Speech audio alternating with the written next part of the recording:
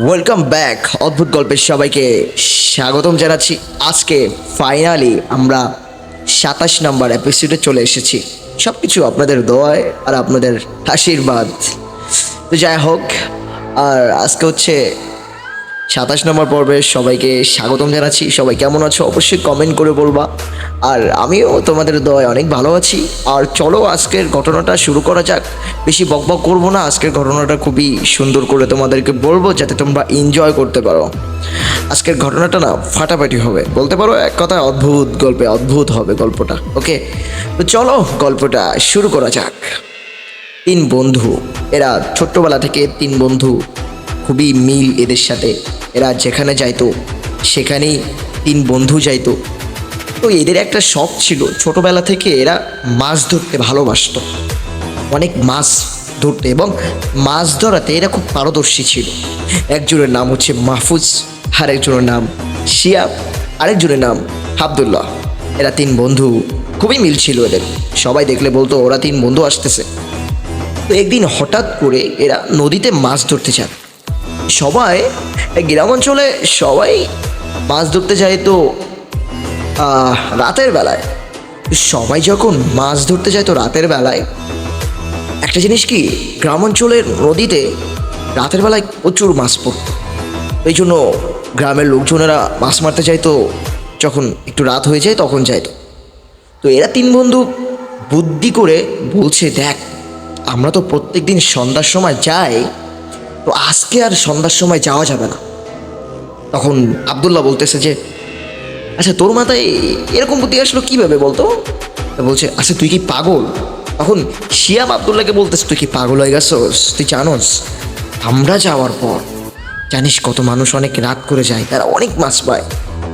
তো এক কথায় সবাই তিন বন্ধু পরামর্শ করে সবাই রাজি হলো যে সবাই যখন চলে আসবে তখন আমরা তিনজন যাব, গিয়ে মাছ মেরে নিয়ে আসবো। এখন সবাই মাছ মারা শেষ হতে হতে প্রায় 12টা বেজে গেছে। তারা সবাই চলে আসছে। এখন যখন দেখছে যে সবাই চলে আসছে, এখন কি করবে? এখন ওই শিয়াব, আব্দুল্লাহ, মাহফুজ এরা তিনজন মেলে গেছে মাছ ধরতে। এর ভিতরে আব্দুল্লাহ একটু কেমন টাইপের ছিল।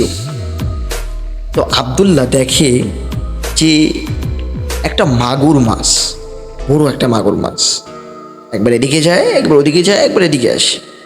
তো আব্দুল্লাহ ভাবলো, আমরা তো তিন বন্ধু এসেছি, এটা যদি আমি মারতে পারি আমি অনেক লাভবান হয়ে যাব, আমি আমি টাকাও হয়ে যাব, এটা বিক্রি করলে অনেক টাকা হবে, এটা আমাকেই মারতে হবে।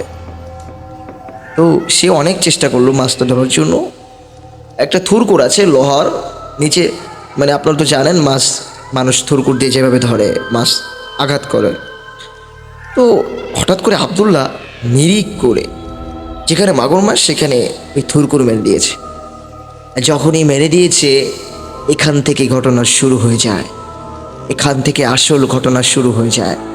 আসল ঘটনা বলতে কি বুঝতে পেরেছো?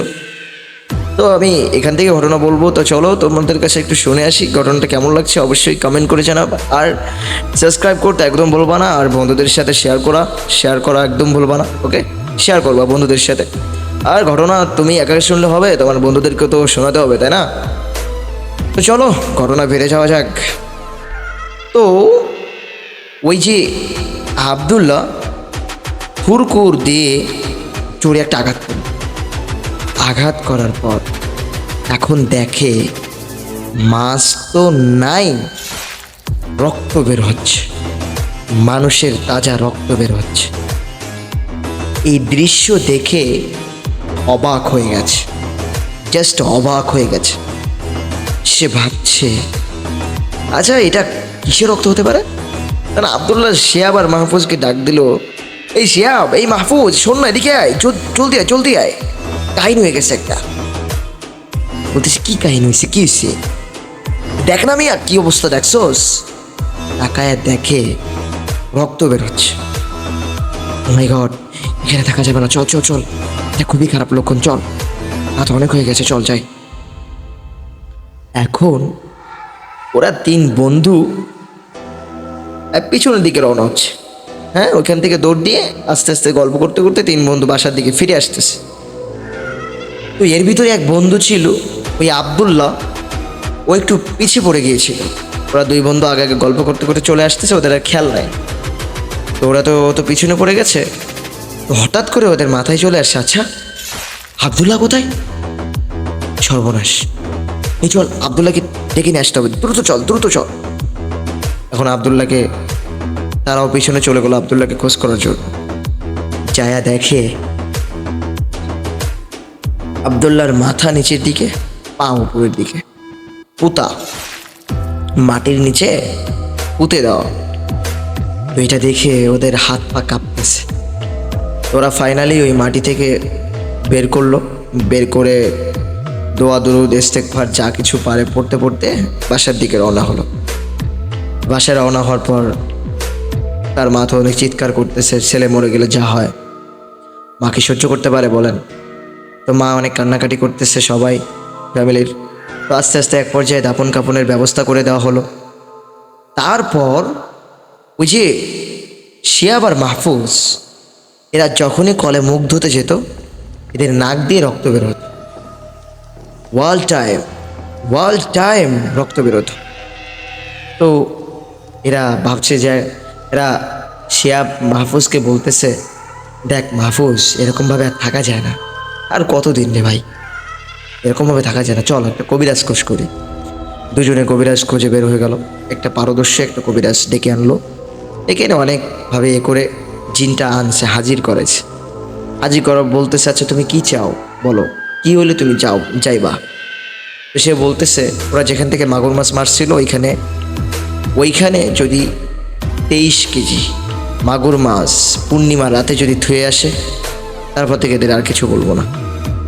তো তারপর থেকে ওইটা করার পর আর কোনো সমস্যা হয় নাই। তো এরপর থেকে এই সব কিছু ঠিকঠাক। তো সেইখান থেকে ওই নদী থেকে ও মাছ ধরতে যেত না রাতের বেলায়। তো যাই হোক, আজকের এপিসোড আপনার কাছে কেমন লাগলো অবশ্যই কমেন্ট করবেন। আর 27 নম্বর এপিসোড যদি ভালো লেগে থাকে আপনাদের বন্ধুদের সাথে শেয়ার করতে একদম ভুলবেন না। আর বেল বাটন চেপে দিবেন, সাবস্ক্রাইব করবেন, হ্যাঁ, যদি ভালো লাগে ঘটনাটা। এখনই বিদায় নিচ্ছি আপনাদের মাঝ থেকে। আসসালামু আলাইকুম রহমতুল্লাহ।